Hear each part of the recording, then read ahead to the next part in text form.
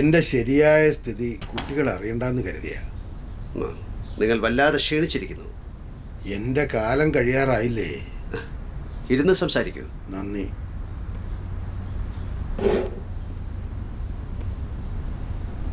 മനസ്സിന് വല്ലാത്ത ഭാരം.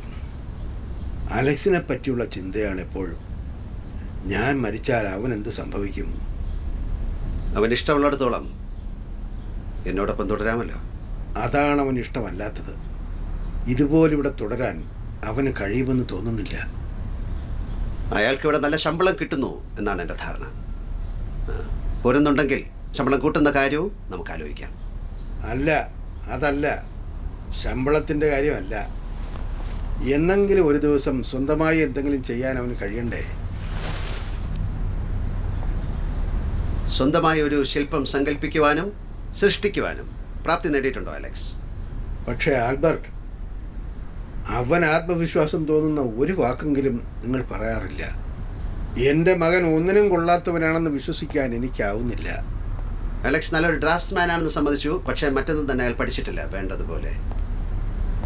ആൽബർട്ട്, നിങ്ങൾ എൻ്റെ കീഴിൽ പണിയെടുത്തിരുന്ന കാലത്ത് കാര്യമായിട്ടൊന്നും പഠിച്ചിട്ടുണ്ടായിരുന്നില്ലല്ലോ. ശരിയാണ്, നിങ്ങൾ സ്വയം വഴി കണ്ടെത്തി മുന്നോട്ട് പോയി. എൻ്റെ ജീവിതം തകർത്തുകൊണ്ട്, എന്നെ മാത്രമല്ല പലരെയും ചവിട്ടി മെതിച്ചുകൊണ്ട്. നോക്ക്, ഞാൻ ആരെയും മനഃപൂർവ്വം ചതിച്ചിട്ടില്ല. എൻ്റെ മുന്നിൽ ചില വാതിലുകൾ തുറന്നു കണ്ടു, ഞാൻ അതിലൂടെ മുന്നോട്ട് പോയി, അത്രമാത്രം.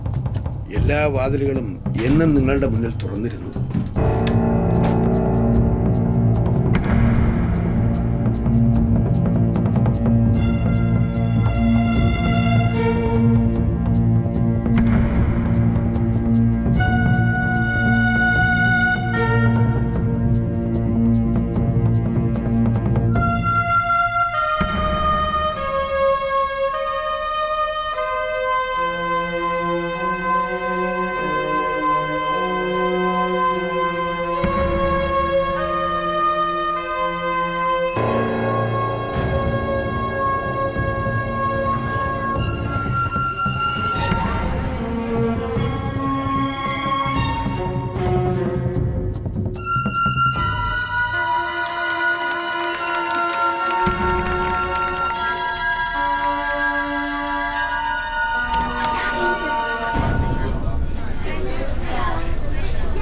നിങ്ങൾ ആ വാതിൽ എൻ്റെ മകന് നേരെ കൊട്ടി അടയ്ക്കരുത്.